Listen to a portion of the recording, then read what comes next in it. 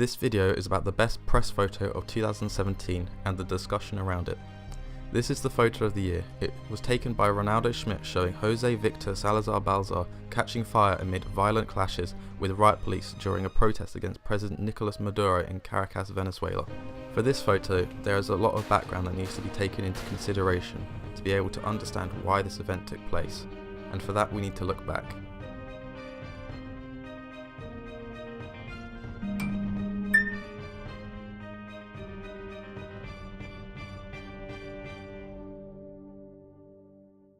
Venezuela is a country in turmoil. The main issue for the country started under President Hugo Chavez.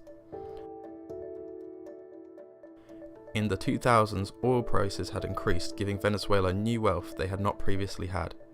As a president, Chavez relied on the support of the lower classes. This meant he put in a lot of populist policies using their newfound wealth. Although these policies helped the poor temporarily, these policies were unsustainable. Venezuela's economy faltered while poverty, inflation, and shortages in Venezuela increased. On the 2nd of June 2010, Chavez declared an economic war, basically saying that they had massive economic issues. Hugo Chavez then died on the 3rd of March 2013 after battling illness for a couple of years. He was preceded by Nicolas Maduro, who won the election by only 1.5% margin. Maduro would inherit one of the most dysfunctional economies in the Americas, and just as the bill for the deceased leader's policies comes due. Maduro faced a high inflation rate and large shortages of goods, which he was given from Chavez's presidency. By 2014, Venezuela was in recession, and by 2016, the country's inflation was 800%. The International Monetary Fund believes that Venezuela's inflation will be 1,000,000% by the end of 2018. Putting this ridiculous change into perspective is very eye-opening.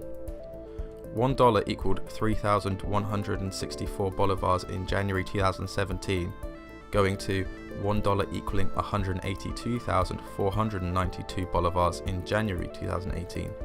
And as of right now, in September 2018, it's $1 equaling 248,520 bolivar.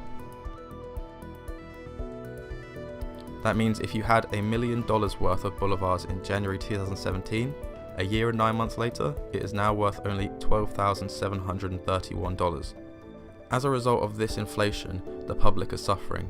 About 75% of the population has lost an average of 8.5 kilograms in 2016, and 64% said they lost 11 kilograms in 2017.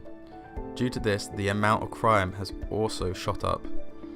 27,875 homicides were committed in Venezuela in 2015 alone, a rate of about 90 per 100,000 people, and kidnappings are at an all-time high. These statistics have led to the Venezuelan people being strongly against the government.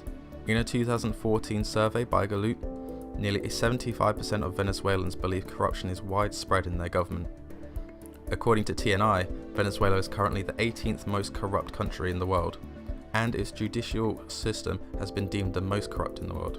These issues have caused the public to protest against the corruption, crime rates, economic problems, and the government in general.